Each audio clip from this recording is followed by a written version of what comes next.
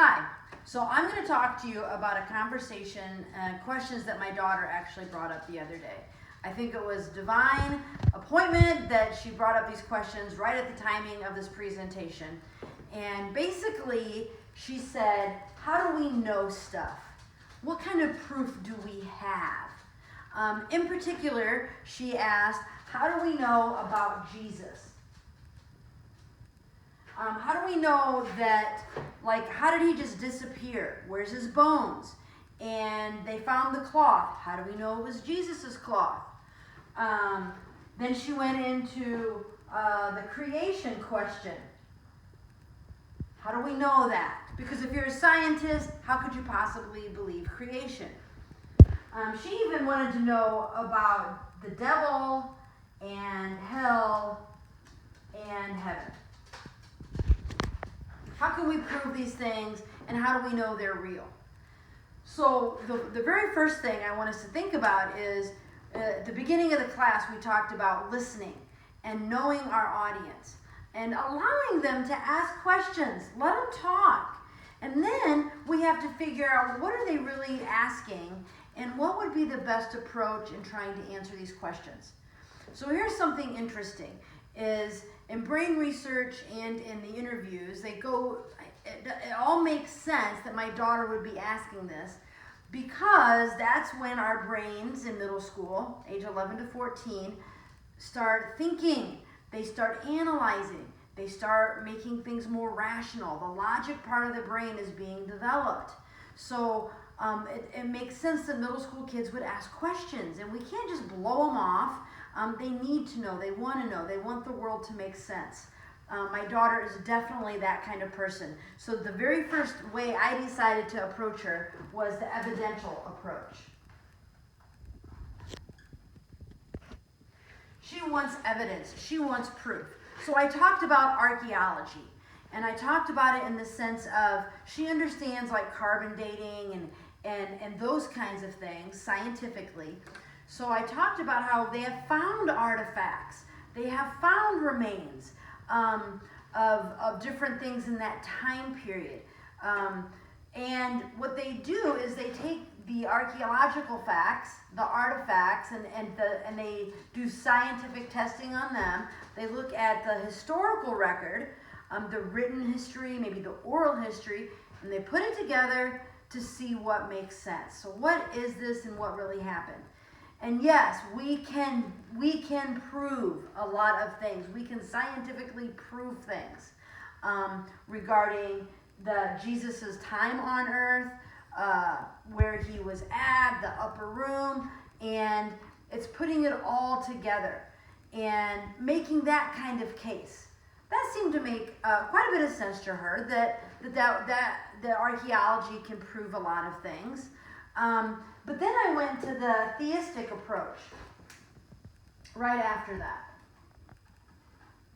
And going into the idea that there were all these witnesses during Jesus's life on earth, during his crucifixion and his resurrection. And the Gospels were written in a time period where those eyewitnesses would have been around. Why didn't they say anything? Why didn't they dispute the writings of the Gospel?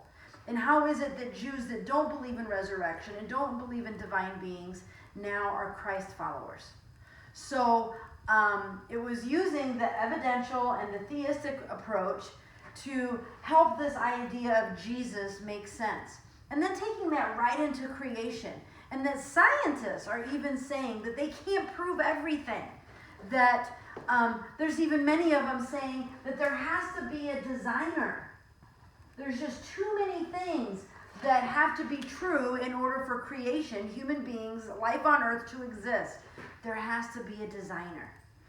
We talked about species where they have not evolved from anything. So if evolution is the only scientist, or the only thing that we're going to use as proof for animal life, then where did these animals evolve from?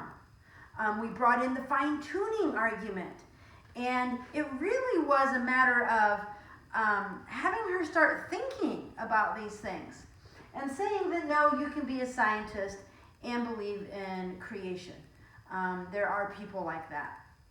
We even talked about the timeline of the Bible and the language of the Bible. Is a day in the Bible a day in what we know? And she was pretty easy, like, no, of course it wasn't. And then I talked about, as you read different things in the Bible, looking at how many things are metaphors.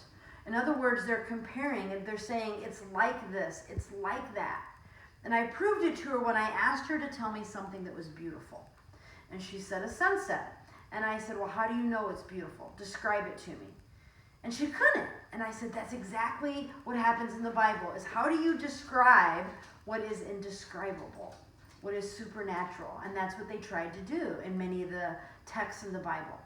And then I said, if we are scientific chemical beings, then is the sense of beauty a chemical reaction in our brain? Is knowing what love is that a chemical reaction in our brain? Like, can you put these chemicals together in a petri dish? And really, all of this was creating dissonance. I like to think of it as poking holes in her ideas and her theories and her thoughts, getting her brain really thinking, and allowing her to think, well, maybe, there are these other things that could be. That does kind of make more sense. When we got to the idea of the devil and hell and heaven, that's when I brought in a different approach, and I started talking about religious experiences. I talked about how there are people that can tell us stories where someone was possessed of the possession or demonic possession, demonic worship. We also talked about people that have near-death experiences with heaven. How can you prove or disprove that? How do you disprove someone's testimony? And then in talking about hell and heaven, she definitely could understand that hell is not the core of the earth. Heaven is not a cloud in the sky, but that we talked about how hell is eternally away from God, and heaven is eternally with God. And that it's a spiritual thing. And the idea of the apologetics and the apologist is not to convince anybody, but to get that conversation started. There was no conclusion to this conversation, but it got her mind going, it got her thinking, it ended very well, it will continue. And our job as an apologist really is to get them closer to really believing, increasing their faith, making the argument more plausible. So this was the questions that my daughter brought up. We had a lot of other conversation to go with it, but the main thing was proof, and I went from different approaches, which really is a cumulative approach, putting all these things together. It was a great experience. This class has definitely taught me how to have those conversations.